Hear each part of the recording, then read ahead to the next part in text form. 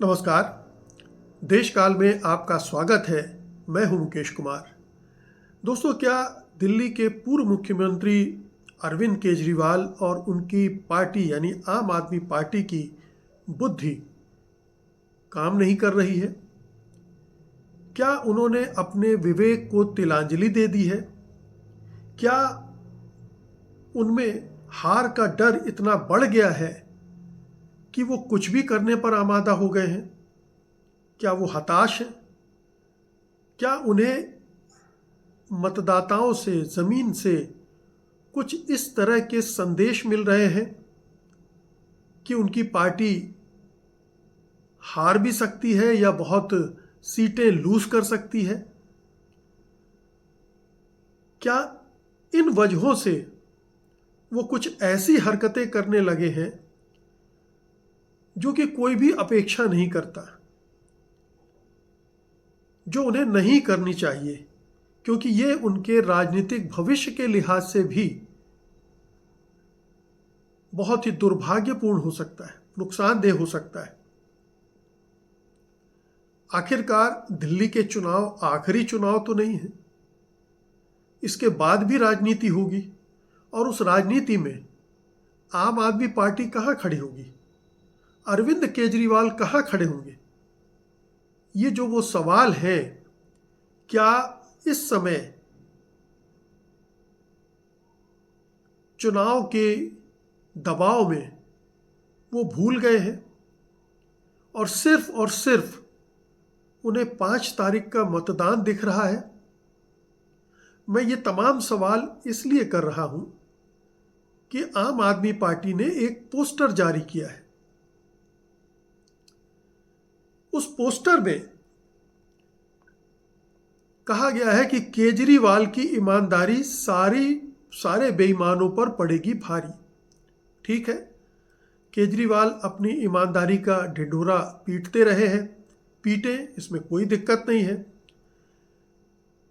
लेकिन जिन्हें वो बेईमान कह रहे हैं और उसके साथ उनकी सूची में उन्होंने उनके फोटो लगा रखे हैं, क्या वो सभी बेईमान हैं? सूची में नरेंद्र मोदी, अमित शाह, इस तरह के तकरीबन 11-12 लोगों के फोटो हैं। इनके फोटो होने से कोई उतनी दिक्कत नहीं थी। हालांकि इनमें से बहुत सारे लोग हैं जिन पर कोई भ्रष्टाचार के आरोप नहीं होंगे। अजय माकन की छवि साफ सुथरी रही है। संदीप दीक्षित पर कोई कभी भ्रष्टाचार का आरोप नहीं लगा है। लेकिन इस पोस्टर में उनके भी तस्वीरें हैं। हम मान लेते हैं कि चुनावी गहमा गहमी में, गर्मी में विपक्षी दलों को, विपक्ष के नेताओं को टारगेट करने के लिए उन्होंने इनके भी नाम ले लिए। लेकिन इस पोस्टर में एक नाम और एक तस्वीर ऐसी है जिसने सारा गुड़ गोबर कर दिया है, जिसने अरविंद केजरीवाल को कटघरे में खड़ा कर दिया है, उनकी भावी राजनीति को कटघरे में खड़ा कर दिया है, उनकी समझदारी को, जो राजनीतिक समझदारी की बात की जाती है उनके बारे में, उसको कटघरे में खड़ा कर दिया है। सवालों के निशानों में आ गए हैं वो, क्योंकि इस पोस्टर में तीसरे नंबर पर उन्होंने राहुल गांधी का फोटो लगवाया है। नरेंद्र मोदी, अमित शाह, फिर राहुल गांधी, उसके बाद योगी आदित्यनाथ और दूसरे नेता है। तीसरे नंबर पर राहुल गांधी का फोटो उन्होंने लगवाया है। अब कोई पूछ सकता है कि राहुल गांधी पर भ्रष्टाचार का कौन सा आरोप लगा है? भ्रष्टाचार के आरोप में कौन सा केस उनके खिलाफ चल रहा है? भ्रष्टाचार के आरोप में कब उनसे कौन सी पूछताछ हुई है? कब वो जेल गए हैं? इसका जवाब उनके पास नहीं होगा। जबकि उनकी पार्टी के बहुत सारे नेता, वो खुद अरविंद केजरीवाल जेल में रह के आए हैं, जमानत पर बाहर आए। मनीष सिसोदिया, सत्येंद्र जैन, संजय सिंह और भी कई नेता विधायक जेल जा चुके हैं। तो एक पार्टी और आप खुद, उसके इतने सारे नेता शराब घोटाले के आरोपों में घिरे हों, जिनके खिलाफ मामला चल रहा हो, जो जेल गए हों। हम ये नहीं कह रहे हैं कि वो घोटाला सही था, हो सकता है केंद्र सरकार ने वो घोटाला इनको फंसाने के लिए बनाया हो, लेकिन ये आरोप उन पर हैं, जबकि राहुल गांधी पर इस तरह के कोई आरोप नहीं। फिर क्या मकसद था? और क्या राहुल गांधी का फोटो वहां लगाते समय उन्होंने सोचा कि वो इंडिया गठबंधन के हिस्सा है? खुद आम आदमी पार्टी और कांग्रेस पार्टी दोनों इंडिया गठबंधन के हिस्सा हैं, और आप इंडिया गठबंधन के एक प्रमुख नेता को टारगेट कर रहे हैं।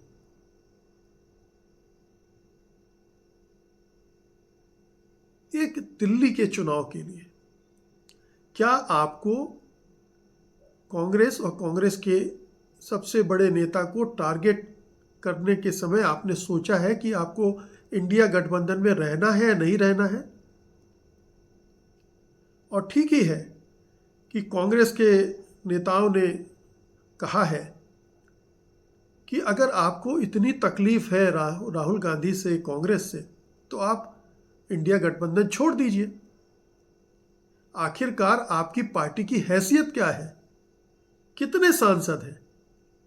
आप 2 बार 3 बार के चुनाव में दिल्ली से एक लोकसभा की सीट नहीं जीत पाए, और आपको अपने बारे में ये खाम ख्याली है कि आप एक राष्ट्रीय स्तर की पार्टी हो गए हैं, आप राष्ट्रीय नेता हो गए हैं, और आप नरेंद्र मोदी का विकल्प हैं। क्या आपको ये खुशफहमी है? और आप राहुल गांधी को करप्ट बता रहे हैं अपने पोस्टर में, जबकि राहुल गांधी लगातार कोशिश करते रहे कि आम आदमी पार्टी के साथ एक तालमेल बने। हरियाणा में उन्होंने पूरी कोशिश की थी, दिल्ली में भी वो चाहते तो थे, हुआ नहीं, बात अलग है। ठीक है, नहीं हुआ, लेकिन एक मर्यादा, एक लक्ष्मण रेखा तो रख सकते थे। केजरीवाल छोड़ सकते थे राहुल गांधी को। संदीप दीक्षित, अजय माकन पर अगर वो हमले करते भी तो उसको उतनी गंभीरता से नहीं लिया जाता, उसको मान लिया जाता कि ये चलो चुनावी कीचड़ जो उछाला जा रहा है वो उसका हिस्सा है। लेकिन आपने टारगेट किया राहुल गांधी को, और इसीलिए कांग्रेस ने पलटकर उससे भी तीखा हमला आप पर किया। जयराम रमेश ने हमला बोलते हुए क्या कहा है? कहा है कि अन्ना हजारे आंदोलन और आरएसएस के बीच संबंध था, आप भाजपा की बी टीम है। उन्होंने कहा भाजपा और आप एक ही सिक्के के 2 पहलू हैं, उनके बीच कोई अंतर नहीं है। हम भाजपा के खिलाफ चुनाव लड़ रहे हैं, आप भाजपा की बी टीम है, आप और भाजपा के बीच मिली भगत है। अन्ना हजारे आंदोलन की शुरुआत कहाँ से हुई? इसके पीछे आरएसएस का हाथ था। सब जानते हैं कि अन्ना आंदोलन में आरएसएस का हाथ था, भले ही प्रत्यक्ष न हो, परोक्ष रूप से पूरा आरएसएस उसमें घुसा हुआ था, और उसी वजह से राष्ट्रीय स्तर पर उसको इतनी कामयाबी भी मिली थी, और उसकी वजह से अरविंद केजरीवाल इतने बड़े नेता बने थे। तो अरविंद केजरीवाल ने राहुल गांधी पर हमला करके पूरी कांग्रेस पार्टी से पंगा ले लिया है। कांग्रेस पार्टी से उन्होंने दुश्मनी मोल ले ली है, और एक तरह से वो एक्सपोज हो गए।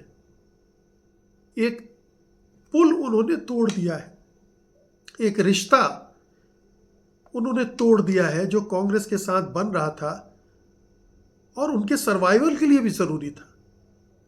अगर वो राष्ट्रीय राजनीति करना चाहते हैं तो किस आधार पर करेंगे? क्या इस पोस्टर का समर्थन ममता बनर्जी करेंगी, तेजस्वी यादव करेंगे, अखिलेश यादव करेंगे, उद्धव ठाकरे करेंगे?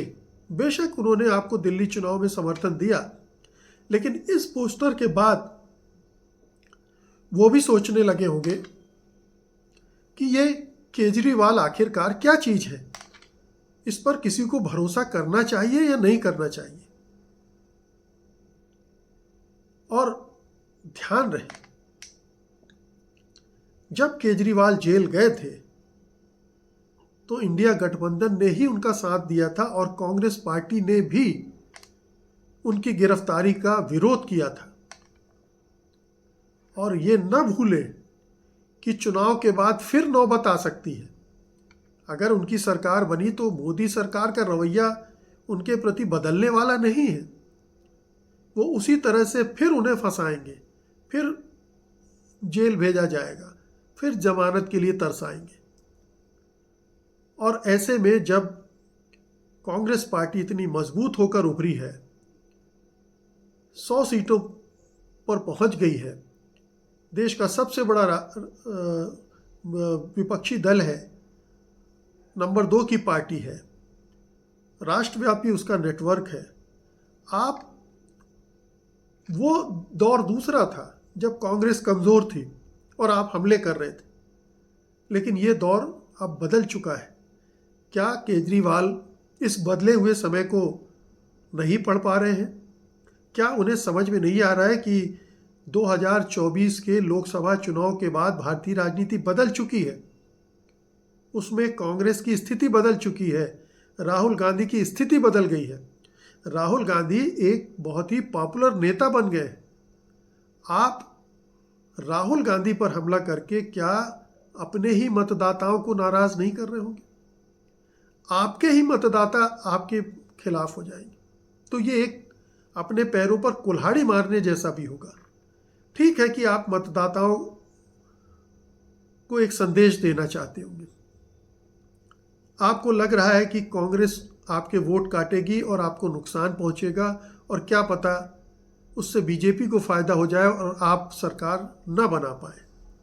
ये डर आपके अंदर होगा, क्योंकि कांग्रेस बहुत अच्छे से तो चुनाव नहीं लड़ रही दिल्ली में, और लोगों को बहुत संभावनाएं भी नहीं दिख रही। खाता खुल जाए, 2-3-4 सीटें जीत जाए कांग्रेस, ये बड़ी बात होगी। लेकिन अगर कई सीटों पर वो नुकसान पहुंचाती है आम आदमी पार्टी को, तो बीजेपी को फायदा हो सकता है, और ये डर उनको सता रहा होगा। हम मान सकते हैं, क्योंकि जो परिस्थितियां बन गई हैं उसमें ये एक संभावना है। लेकिन अगर ये संभावना है, ये खतरा वो देख रहे हैं, तो क्या इससे निपटने के लिए उन्हें कुछ दूसरे उपाय नहीं सोचना चाहिए था, बजाय इसके कि राहुल गांधी पर सीधे अटैक करते? आप कांग्रेस पर अटैक करते, कर ही रहे थे, और तीखे अटैक कर सकते थे। लेकिन कांग्रेस के सबसे पॉपुलर नेता, और इस देश में भी पॉपुलैरिटी में लगभग नरेंद्र मोदी के आसपास पहुंच चुके हैं राहुल गांधी, उनको आप करप्ट बता रहे हैं। आप जो करप्शन के आरोप में जेल जा चुका है, जमानत पर बाहर है, और हो सकता है कि आप मुख्यमंत्री ना भी बन पाए जीतने के बावजूद, वो परिस्थिति भी है, क्योंकि जमानत की शर्तों में ये साफ साफ है कि आप दफ्तर नहीं जाएंगे, आप फाइल साइन नहीं करेंगे, तो आपकी किस हैसियत से मुख्यमंत्री बनेंगे? और अगर वो सब ना करने के बावजूद मुख्यमंत्री बने, तो आप दिल्ली के लोगों के साथ धोखा नहीं करेंगे, छलावा नहीं करेंगे। तो केजरीवाल साहब, आपने राजनीति में बहुत बड़े बड़े झूठ बोले। शीला दीक्षित पर आपने बहुत ही घटिया आरोप लगाए थे करप्शन के, आज तक उनमें से एक भी आरोप आप साबित नहीं कर पाए। आपने और भी नेताओं के खिलाफ आरोप लगाए, साबित नहीं कर पाए। आप अपने पीठ ठोकते हैं कट्टर ईमानदार होने की, लेकिन आपकी ईमानदारी अब सवालों के घेरे में आ चुकी है। आपको उस तरह से ईमानदार नहीं माना जाता है, न दिल्ली में न देश में। आप बहुत सारे समझौते कर चुके हैं। मारुति वैगन आर से लेकर शीश महल तक आप एक लंबा रास्ता तय कर चुके हैं। शराब घोटाले और विभिन्न राज्यों में चुनाव लड़ने के लिए आपके पास कहाँ से धन आया, इनका एक कनेक्शन भी कहीं ना कहीं लोग समझते हैं। फिर भी लोग माफ़ कर सकते थे आपको, लेकिन ये जो आपने कारनामा कर दिखाया है, ये आपने अपनी ही राजनीति पर हमला कर लिया है। अब आपके लिए बहुत मुश्किल होगा इंडिया गठबंधन के अंदर बने रहना, और बने भी रहेंगे तो कांग्रेस आपको नहीं बख्शेगी। कांग्रेस के जो अच्छे मित्र हैं, सहयोगी हैं, वो भी आपको नहीं बख्शेंगे, बल्कि जिन्हें आप मित्र समझते हैं वो भी अब आपसे सावधान रहेंगे कि आपका कोई भरोसा नहीं है, आप कब किस पर वार कर दें। बहुत बहुत शुक्रिया आपका, धन्यवाद, नमस्कार।